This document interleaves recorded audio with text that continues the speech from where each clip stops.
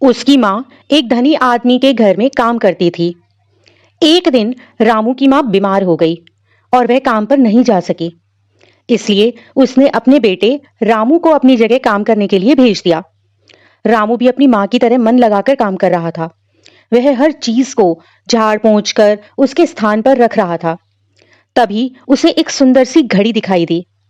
घड़ी सोने की थी और उसमें चमकते हुए हीरे भी लगे हुए थे। घड़ी देखकर वह सोचने लगा कि काश मेरे पास भी ऐसी घड़ी होती।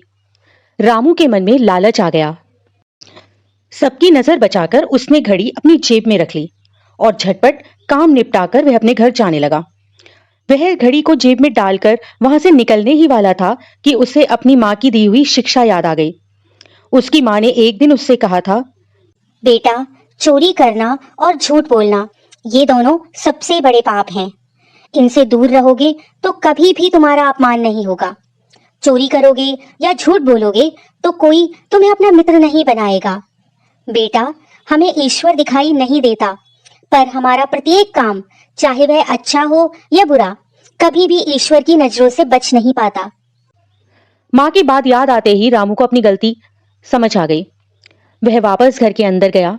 उसने जहां से घड़ी उठाई थी चुपचाप वहीं पर रख दी और बाहर निकल आया। उस घर का मालिक यह सब देख रहा था। वह बहुत ही दयालु और सज्जन व्यक्ति था। उसने रामू के मन की बात को समझ लिया था। अपनी माँ की बीमारी के कारण अगले दिन भी रामू को उनके घर काम करने के लिए आना पड़ा। जब रामू काम करके वापस जाने लगा तो मालिक ने उसे बुलाकर कहा, बेटा, यह घड़ी मैं तुम्हें दे रहा हूँ। इसे अपने हाथ में बांध लो। इससे तुम्हें समय का ध्यान रहेगा। तुम ठीक समय पर अपना काम कर पाओगे। सही समय पर आया जाया करोगे।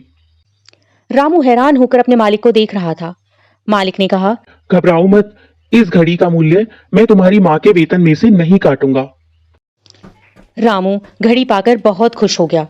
वह भागा भागा अपनी माँ के पास आया और घड़ी दिखाते हुए उसने सारी सच्चाई बता दी।